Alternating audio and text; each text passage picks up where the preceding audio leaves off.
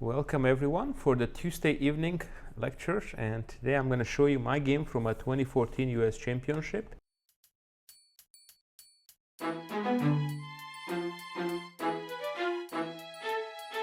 And this was one of my best US Championships. This one in 2017, the 2014 was very different. I started with 4 draws in a row, and it seems like I couldn't get going. 4 draws in a row, and obviously people were ahead of me. I think Alex Lenderman had like 3.5 out of 4 or something, so he was having a great tournament. And then something changed, and I won 4 in a row. So it's pretty rare. I don't know if I can't remember last few years if anybody won 4 in a row in a US Championship, maybe. So, and then I was playing great chess, and then this is one of the wins.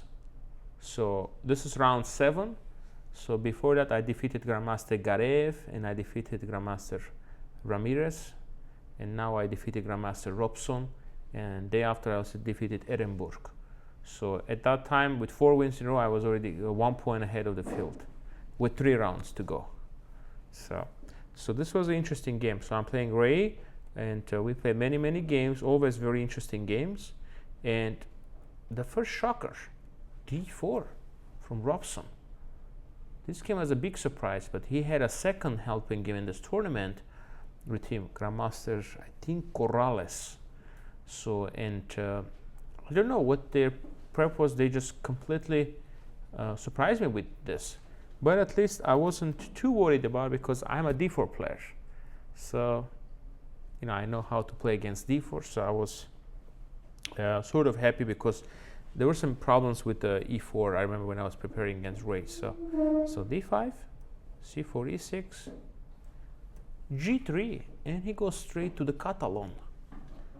So I don't play Catalan myself, so that's why probably he chose to play this way. And so bishop b4 check. But what I have going for me is that my opponent is very new to this opening, so he's not quite familiar, even though he has probably a great preparation, but he's not familiar with the ideas and what he can try to do. So that's why I'm trying to surprise him as well. So I played this bishop b4 check, bishop b7. So far we're moving pretty fast. This is theory, and he plays bishop f4, activating his bishop. And now knight h5, because the bishop is very strong on this diagonal. Okay, bishop is very powerful here, so that's why I'm trying to go knight h5 to force him to go back. But he goes back to c1, because if you see, the bishop is on d2, so he goes to c1 because now he wants to have the d2 square for his knight, and he goes here. So I sort of push the bishop back, but that way he gets the knight on d2. So very interesting play by white as well. So b6. So with black, when you're leading the tournament, you just want to be solid and wait for your opportunities. I don't remember how Robson was doing, but he was probably in the middle of the pack, so he needed to try hard to win. I mean, we're round 7, getting closer to that finish line, with 11 rounds total. Rook c8. Once again, I'm just playing solid. And c5. When you do all this prep work, b6, bishop b7, rook c8, what is the next logical move to play? Arjun? c5, right? Get the bishop open, get the lines open, and now I open up the diagonal for the bishop. He plays queen b1. Okay, now my queen is a little bit vulnerable. In some lines, I was experiencing some issues because my queen is on a line of the rook. And this was the problem that I had. So takes,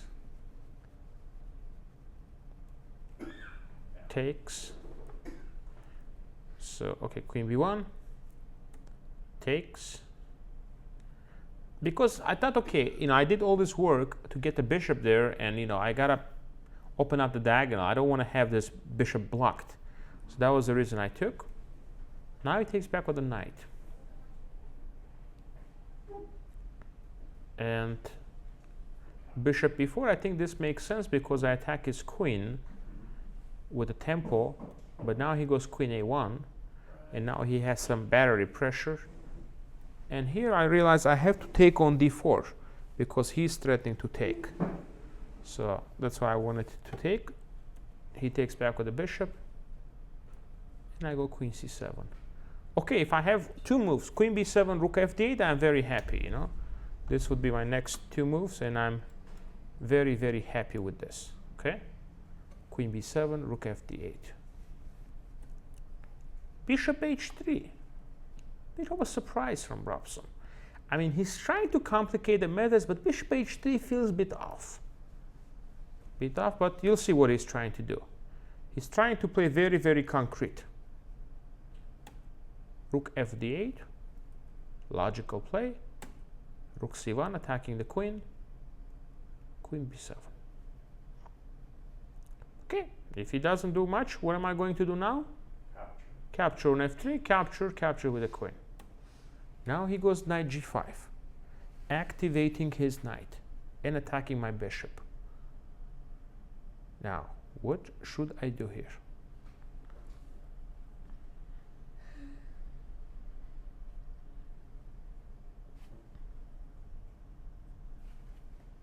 I don't want to lose my light square bishop, right? You get away with bishop h1, f3, h6. Well, bishop h5 it feels I know. feels a bit artificial, you know. Yeah. f3, h6, he can maybe sacrifice on e6. Yeah, I don't want to. Okay. What about bishop d4? You mean bishop d5? Yeah, d5. Bishop c6 I played. Okay. Bishop d5 I didn't want to do then because knight e3. Okay. He can get another tempo on me. So I just dropped back on sheet. Okay, he was trying to make some sacrifices work, you know, so I had to be kind of careful. But What's he want to sacrifice on e6? on e6, on f7, I mean, he's obviously that's what he's aiming for, you know. And now he goes queen b1. Look at that move. Now he's gearing up, you know. His queen was better on a1, wasn't it? Well, now he wants to take on f6, you know. He has a concrete threat, you know, to take on f6 and queen h7. And if I take back with the knight, he has additional squares, knight e5 to come to. So I have to be kind of careful here. So the next move is very important here.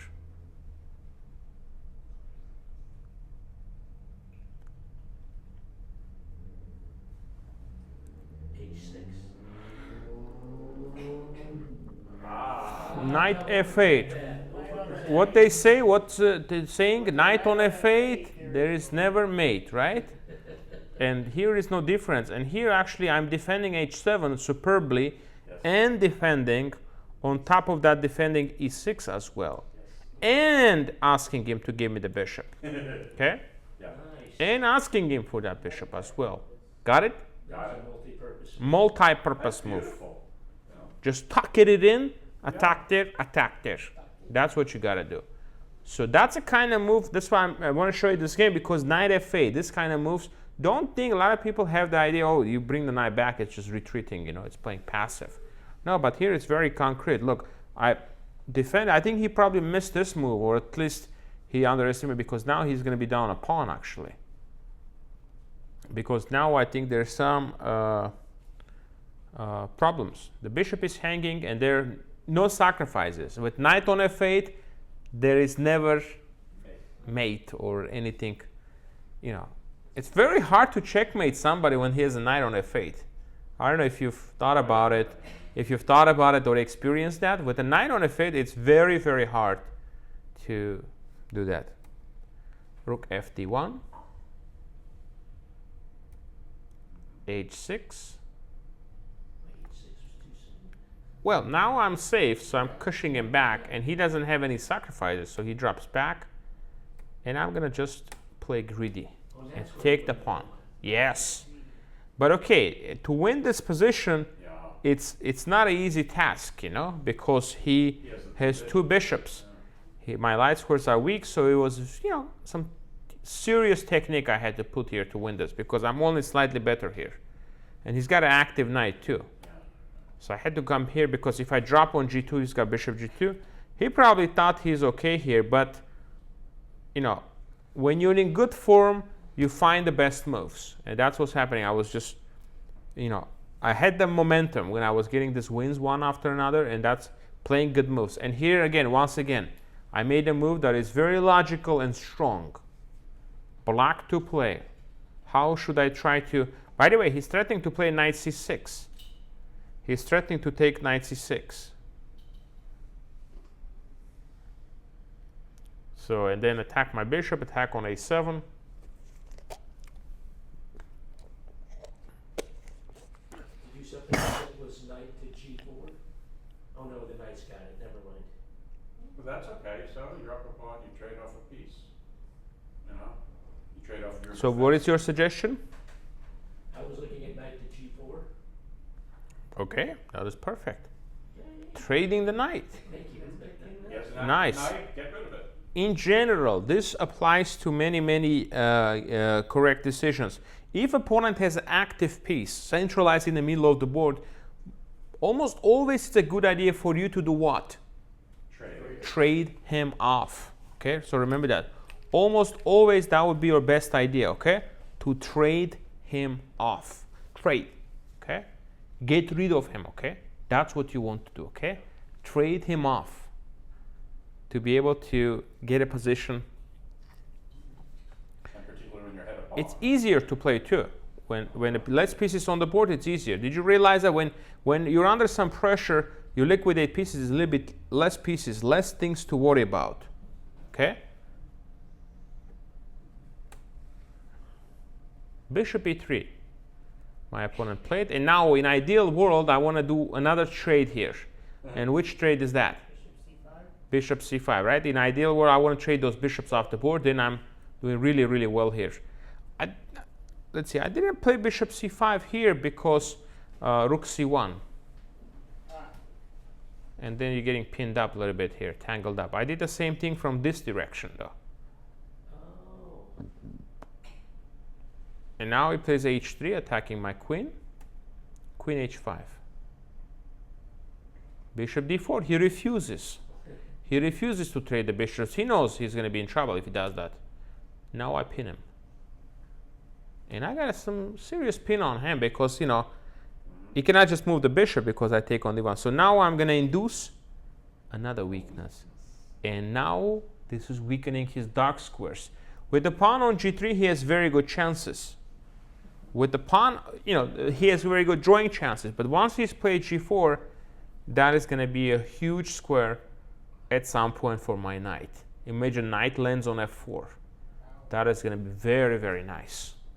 So he plays queen, I play queen h4. I know for a moment it looks, my pieces are off, but they're going to come back into the game. Bishop e5, trade. Of course, you don't want to blunder and move bishop g3 and get your queen trapped here, huh? Right. So it was time to come back. Bishop e7. Now the threat is bishop c5. So you play queen e2, bishop c5. If he plays bishop g3, what do you do? Capture. Capture, because you got the absolute pin on him. So bishop b8, attacking my pawn.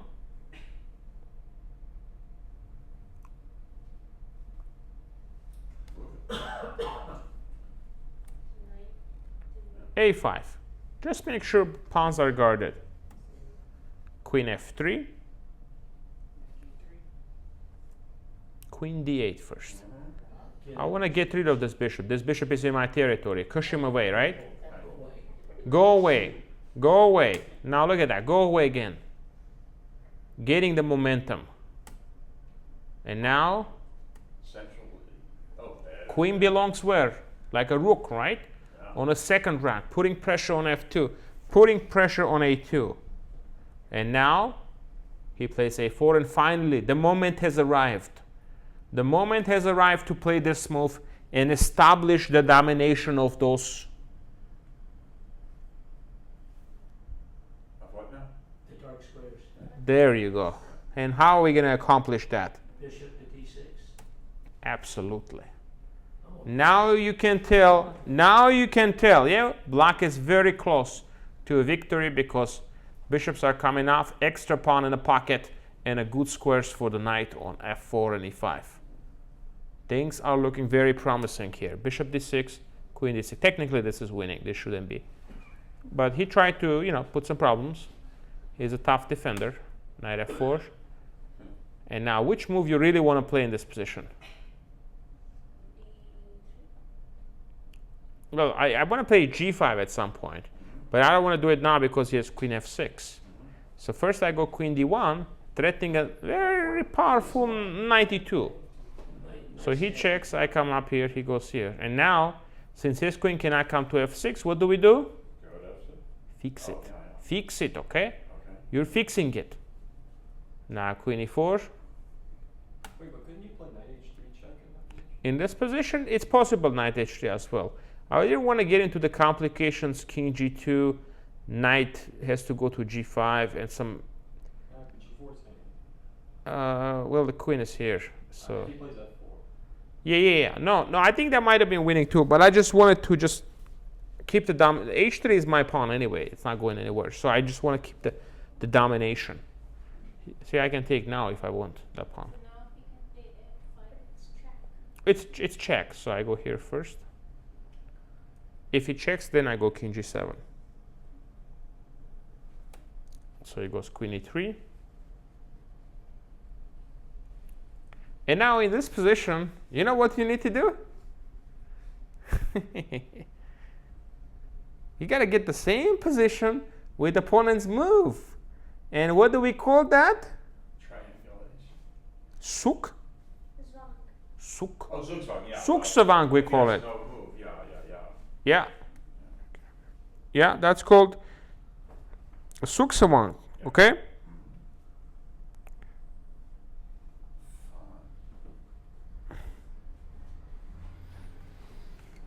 That is a Suksavang. So how are we going to do that, okay? Excuse me? You need to be You need to make a move that it's his turn. But you make a move so he doesn't have a check. like you would just move a pawn or No, not the pawns. Pawns are weakening the position. No, queen is perfect. Don't touch the queen. Don't touch the knight. Don't touch the pawns. King f8. Now, please find a move for white.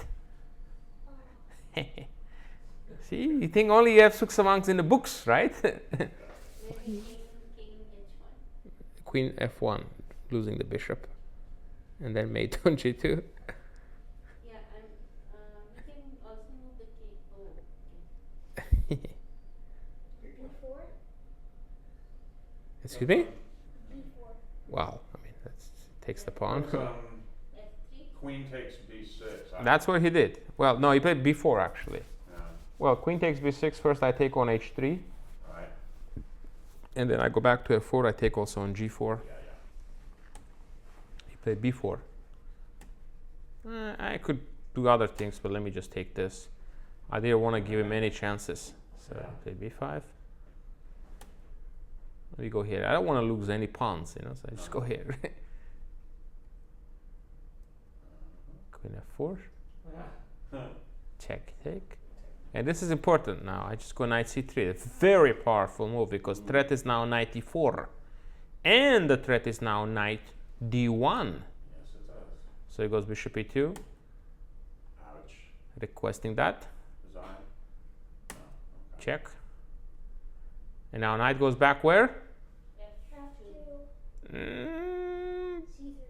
yes, because you want to go knight e2 now. Oh. And checkmate on g1. When you have the knight on e2, you have the mating threat on g1. So he has to go here. Threatening queen g1 mate. And now, Knight check. f6. why do you need f6? Zugzwang. You don't need f6. Just Yeah. check with the knight. Sure, No, that because the doesn't- knight. Queen check with the Just think. You have a clear plan, clear path to the victory. Knight f4. it's too small. What about a4? e4.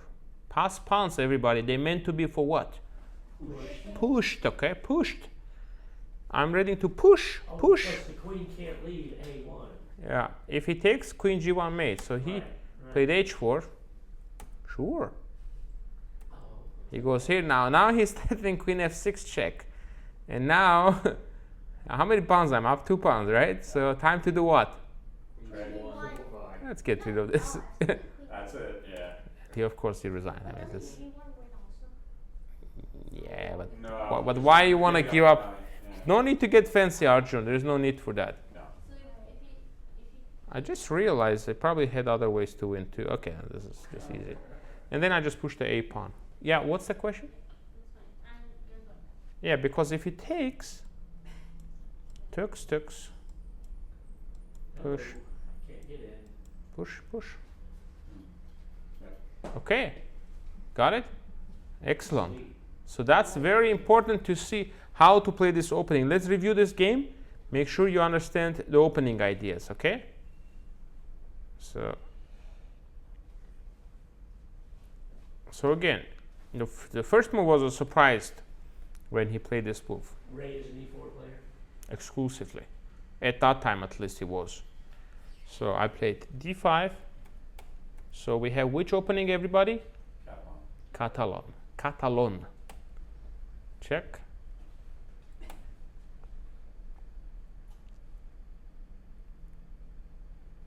But real quick in this opening, what's the idea of checking with the bishop? Because I forced the bishop on b2, d2, where it blocks the knight, you know? That's the knight.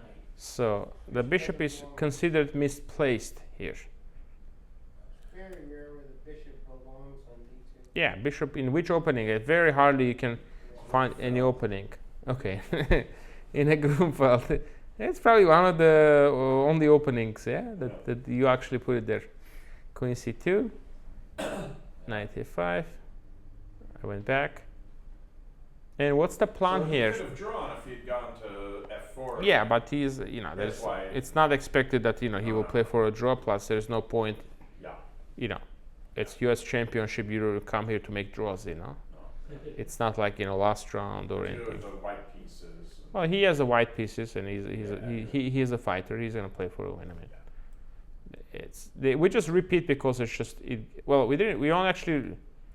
we only repeated one time. We didn't even repeat it because he went back to c1. Yeah. Would you have taken the draw? I mean, if he, I know Ray, he wouldn't like make a draw, first of all. But I mean, if he repeated it, I do have an option. But I do have an option if, you know, play f5 here if I really want to. I mean, it's not like I have to take a draw. I'm not in a situation where I'm forced to take a draw. I can play f5 and we play chess, you know. Rip the G. Okay, we play chess. It's a stone wall, you know, type of position, you know. I play f5 and put the knight on e4. It's a good playable position. Okay. So, knight f6, knight d2, b6, bishop b7, rook c8, and c5. Once you get in c5 like this, you can be safe that you have equalized the game, okay? Because when you put your pieces on good squares, you make the break in the center where things are not hanging, you're doing all right. Takes. Isn't that a Tarish saying if you're playing d5 and you get c5, you've equalized? I think that was Tarish. Well, it's possible, but it really depends what kind of position and, you know. But in general, where you don't have any, like, look, my position has no weaknesses. I mean, no structural or any kind of weaknesses I have here. See, and this was very important. And of course, the most important move of the game. Knight f8. Knight f8, everybody. Always use that square. When you're under any type of pressure, use that knight to tuck it in, okay, on f8, okay? Use that knight. Got it? Okay, perfect. Okay, I have a couple of medium difficulty puzzles for you to work on now. So we'll do a few of those right now, okay? Okay. Black to play here. Nice little pin on his rook, huh? A very nice pin. And also the knight on f2 is hanging as well. Yeah. Black to move. Black to play and win. Okay. We have one student who has it. Let's give a chance to others. A few minutes. So first you have to understand what is white trying to do. White has a pressure on f7 with the bishop with the rook, so he wants to take it. So, King moves sorry, excuse me, what? rook to h1 check, Yeah, but he just goes king g3, yeah?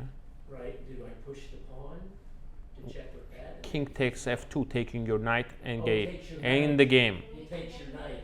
He can move backward. Yeah, pawn f, yeah, he just takes on f7 check and then takes the knight. He can take this with a check and then take the rook, take the knight. Let's see. King h8, rook takes the rook.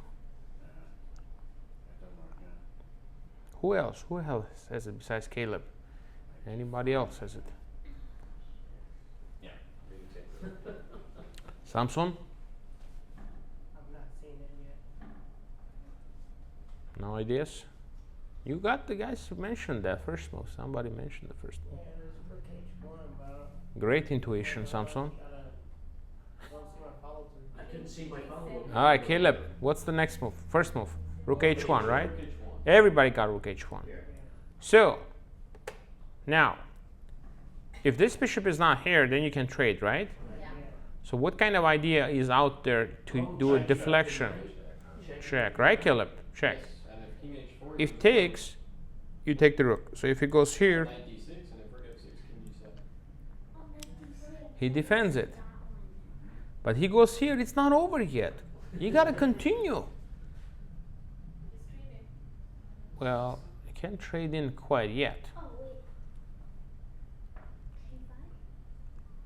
G5? Oh, g5, king g5.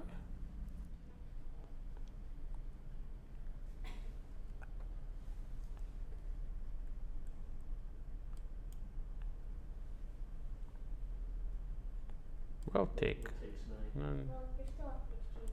Yeah, okay, but this slowly you're gonna win. Sorry. So white needs to win? Slowly black will win this because of the rook. So white needs to win. Black will win this, yeah, slowly. So black is up a exchange, so that's why. Okay? In original position, you're up a whole rook, but you're in big trouble. Your knight, your bishop. So that's why you have to be a little bit careful. And find the only saving idea. Check here and check. All right. Let's do another one. Not easy, huh? Not easy. I don't know. Yeah, Caleb probably knows this one. I do my tactics. He's doing his tactics. And he just had a great tournament in where? Kansas?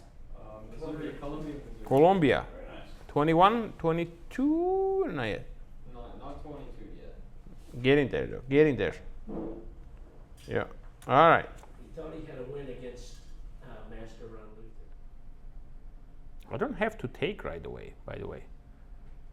You might do it, but I don't have to. I'm not obliged, you know. Arjun.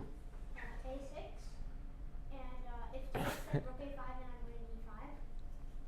If he does nothing, I'll play a7 and promote. If he plays b6, I'll do a7 and promote. What if I play b5? If you do b5, I will play a7 and promote. A rook takes? Then rook takes and queen e5.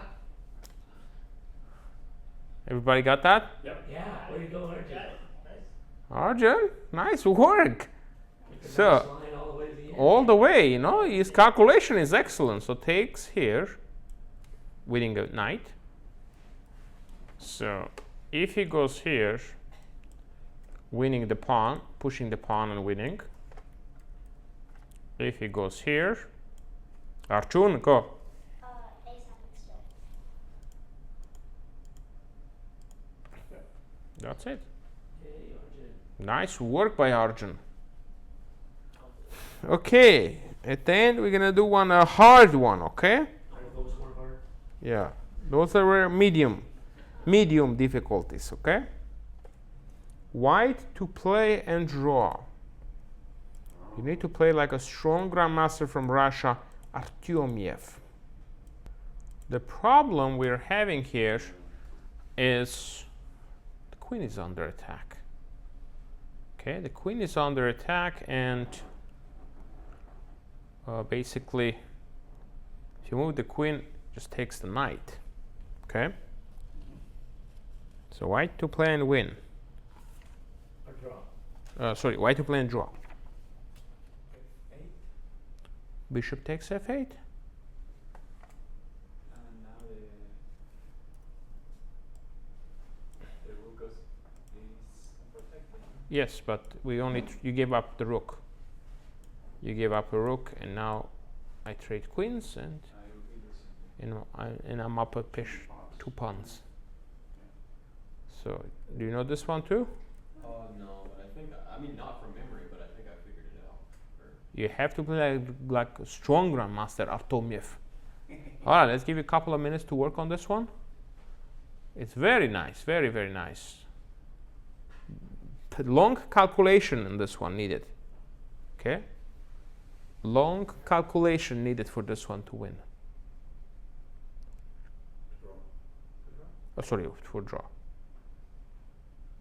Which would be a win in this situation since I'm down 2 pawns. I get half Yeah, the draw is like a win here, because it's. I'm pretty sure Black played Rook e5, thinking he's probably gonna play Rook f8, and I'm just gonna win this game. But things are not as easy, as they appear to be sometimes. Long calculation then. Oh, I found it. For sure, for sure. For sure. I haven't finished my line. We can go and agree to a draw here, even if I'm playing you. Okay.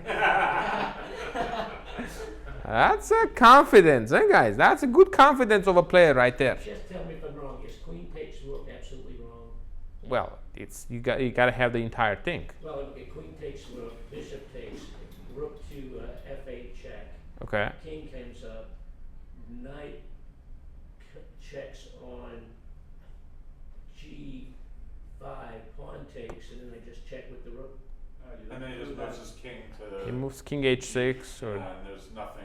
You or do the king check. g8. Yeah. You cannot just perpetuate with a rook. You need to have. I was thinking he was trapped in there, but I freed the Yeah. I gave him a3, a6. All right, young Arjun. So queen e5, bishop e5, Okay, can you go slow? Just bishop e5, okay. Just 1 second. Let me catch up here. bishop e5, rook f8. Okay. He has to play king h7, then rook back to f7. And rook f8. And then if he plays bishop g7, I take. Then king h8, and then Rook h7. rook a7. Ooh. Oh, then you get the fork. If you take, you got forky. Nice. I Check. gave up the knight instead. I didn't need to give up the knight. Team effort. Very nice. Solved correctly, everybody. Nicely done. Very, very nicely done. Okay. So because you have to realize, like in this position, when you're in trouble, when you're losing, you just have to figure out All in, what to do. You have to look for opportunities to escape. Okay, escape to a draw. So here is your opportunity to do that. Because everything else loses. It's very possible Black missed this because it's very hard to see. And I can tell you by looking at the position, they're probably approaching first time control here. Very likely they're approaching the first time control. So that's why it's important to stay sharp tactically and always calculate. Okay? Who would have seen a move like queen takes e5 with rook f8 in a real game with 3 minutes ticking on the clock? Huh?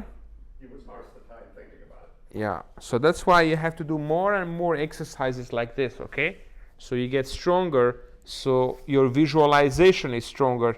So you can see these things. Okay? So it's very, very important to do that. That's why these exercises are great from that perspective, because here the queen moves, you just lose the knight. I mean, rook f8 we discussed, it's just pretty.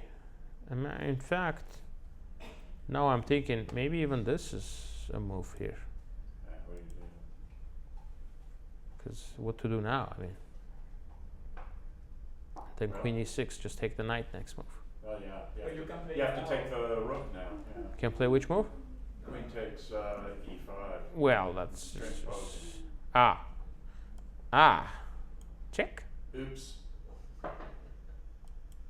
Not quite. Check. Oh. Check. Always you have to look for the in-between checks, remember, okay? Always have to look for those Zwischenzugs. Yeah. So that's why you have to go with queen takes e5 first once again. Again, he takes. What did we do? Schach. He goes here. Schach. Schacha. Schach. He has to go here. Check again. And now you would stop. See, most people would stop right here. Right. They would say, oh, it doesn't work. They would look at rook g6 and they realize it's losing. Most people, I assure you, they will stop here. But not you. You will go and move deeper. A move deeper to see it. And that move is? Rook h7, double exclamation mark. If he captures, you've got the knight f8. So he has to do it here. Check. And a draw. Got it? Perfect. So guys, gotta continue more. And Thursday I have 2 lectures. We're gonna do more games and more difficult puzzles like this ones. Okay. So looking forward to seeing you on Thursday. Thank you for coming.